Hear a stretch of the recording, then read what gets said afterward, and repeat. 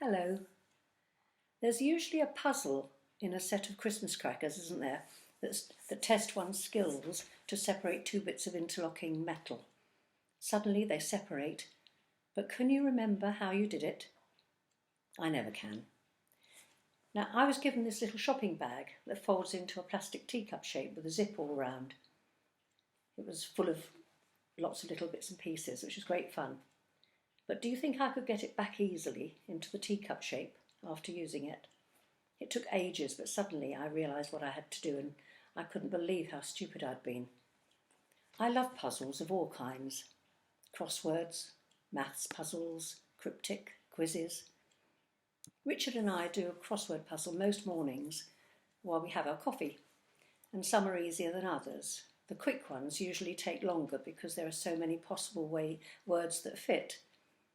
Puzzles and quizzes are fun, or at least we think so, and they keep our brains active.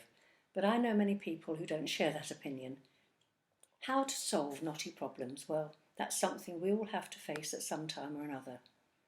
The older I get, the more I realise that making snap decisions is not a good idea, but neither is it wise to delay confronting problems.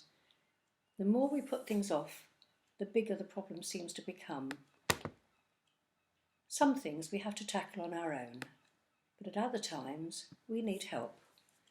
For a long time I've put off sorting boxes of photos and cluttered cupboards and out-of-date documents.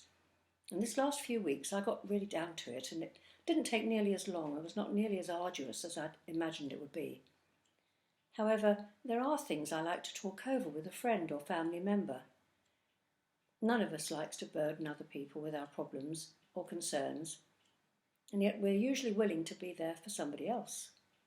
A neighbour of mine is very poorly and fiercely independent. All her friends have offered to help her. Just call, we say, yet only once, when she was really pushed, did she call to ask for some medication to be picked up. We all need to be willing to ask for help as well as give it. St. Paul said to the Hebrews, "Let us therefore boldly approach the throne of our gracious God, where we may receive mercy and in his grace find timely help."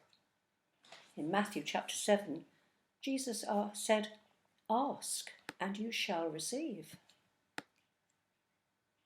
Read Psalm 121 that starts, "If I lift up my eyes unto the hills, where shall I find help?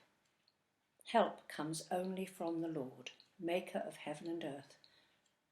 So let us pray that as much as we are only too willing to help others, that we should be humble enough to ask for help ourselves. Thank you.